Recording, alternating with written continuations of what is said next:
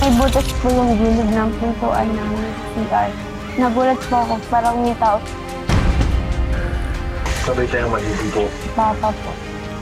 Nandidiri po ako sa kanya. Sikreto lang natin to.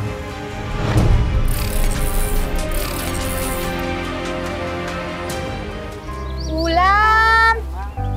Kanin! Bili kayo dyan! Kain na kayo! Hinto po muna tayo dito. Oh, sige. Baka kasi napapagod na po kayo. Ay, naku! Huwag mo ko isipin na kaya-kaya ni nanay. Oh, kung nandito po siguro si tatay, hindi ko nahirapan ng ganyan. Huwag mo lang isipin ng papa mo, ha? Patay na siya. Aling Vilma, may bobis po ba? Order naman. Pero alam niyo na po Aling Vilma naman, bukas na yung bayad. Ay, naku! Kayong dalawa talaga. Alam mo, Queenie, Marian, kung hindi lang kayo kaibigan nitong anak ko, hindi talaga kayo pautangin. Buti na lang magkakaibigan tayo. Yun o, talaga. Wala ba yan? May ginisang peche po. Pero ang gusto ko sa pechay, yung sariwa. Hoy! Tumigil kayo, Sobra na kayo. Bastos ninyong mga ulupong kayo, Bastos. Grabe na ba si Aling Hoy! Ito napaka-inosente nitong anak ko. Dinidemonyo ninyo. Gusto pakumpugin ko kayong dalawa, ha? Bumibili na. Naman niya lang po. Bibili. Ang tingin nyo sa akin, tanga? Ha? Walis na nga kayo! Alis! Alis! Alis na! Mga manyak!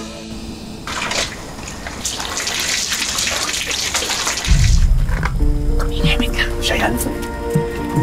Siya yan malamang.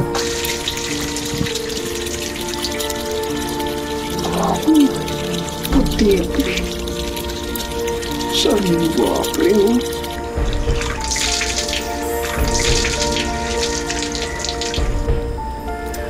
Ang puti mo. Silip ka. Ay, grabe. Hoy! Hoy, ano ginagawa niyo dyan, ha? Ano po, tinitingnan lang po namin yung ano po. Ano tinitingnan? Anong tingin niyo sa anak ko, ha? Palabas? Hindi po yung ano. Ano? Ang bubustos ninyo, ha? Nalit kayo! Bastos kayo, ha? Ano, ha? Sige! Ano? Hoy! Mga bastos kayo! Sige, labi! Hoy! Hoy! Pigilan niyo yan!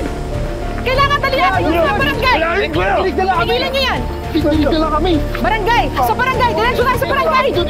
Tara! Bastos kayo! Tana, anak, ha? Sikap ng bahala dun sa dalawang manyak na yon. Basta tandaan mo, si nanay, nandito ako parati para ipagtanggol ka, ha? Sa susunod pang mangyari to, baka makapatay na talaga ako. Huwag ka nang yak, ha? Buti na lang tinulungan tayo ng barangay. Dapat kasi may papa ako eh. Di ba trabaho ng isang papa yun? Protektahan ng kanyang anak. Oh, no. Shh.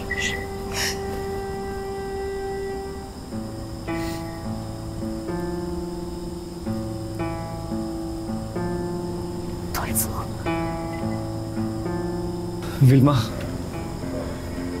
Jenny, anak. Nandito na ako. Umuwi na ako sa inyo. Anak? Papa ko siya? Hindi ba sabi mo patay na yung papa ko?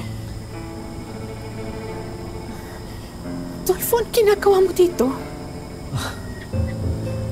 Nakalaya na ako. Nandito ako para buuin ang pamilya natin. Hindi na tayo mabubuo.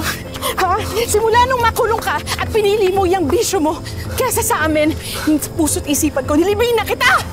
Ayun ang pamilya ko. Umalos ka na! Hindi ka namin kailangan ng anak mo!